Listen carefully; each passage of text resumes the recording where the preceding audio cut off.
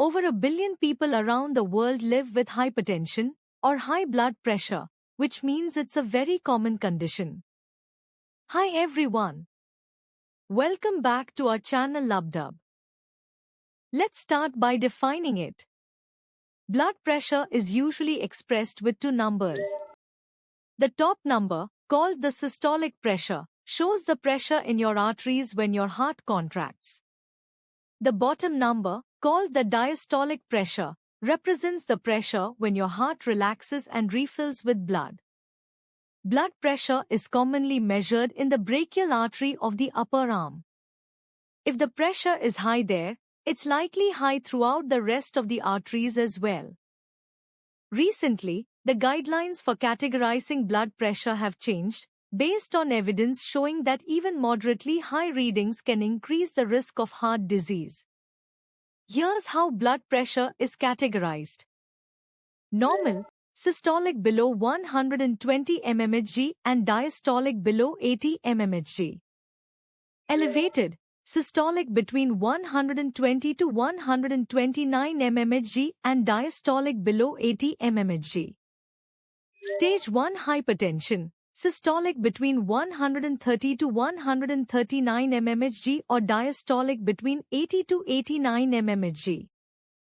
Stage 2 hypertension, systolic 140 mmHg or higher, or diastolic 90 mmHg or higher. Generally, both systolic and diastolic pressures rise or fall together, but not always. Sometimes, only one number is abnormal.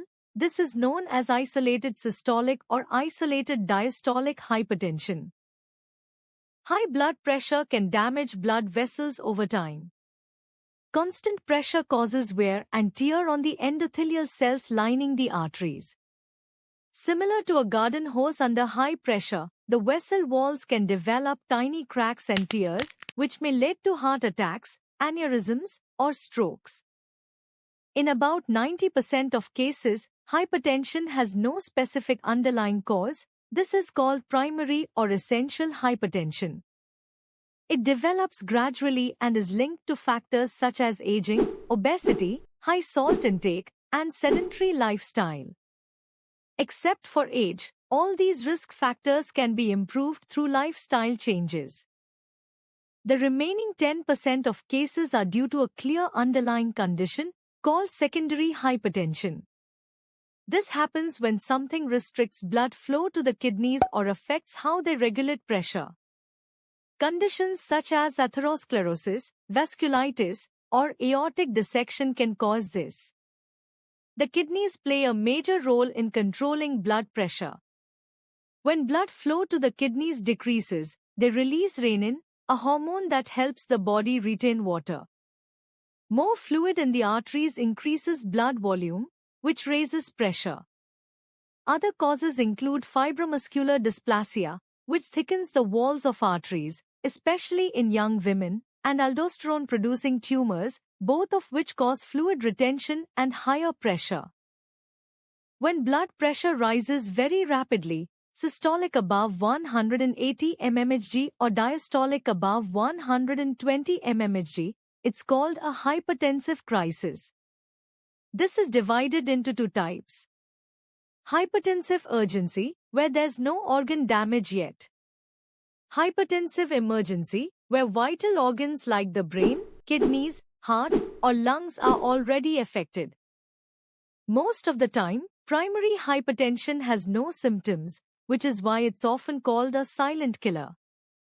Secondary hypertension can cause symptoms depending on its root cause, and hypertensive emergencies may involve confusion, drowsiness, chest pain, or shortness of breath.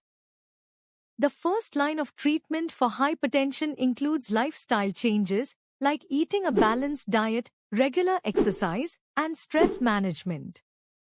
If needed, doctors may also prescribe antihypertensive medications to help control blood pressure. In summary, hypertension affects billions globally and is a major risk factor for heart disease and stroke. Stage 1, 130 to 139/80 to 89 mmHg. Stage 2, above 140/90 mmHg. Since it usually causes no symptoms, early detection and healthy lifestyle habits are crucial to prevent serious complications. If you found this video helpful, don't forget to hit the like button, share it with your friends, and subscribe to the channel for more simple and useful health tips.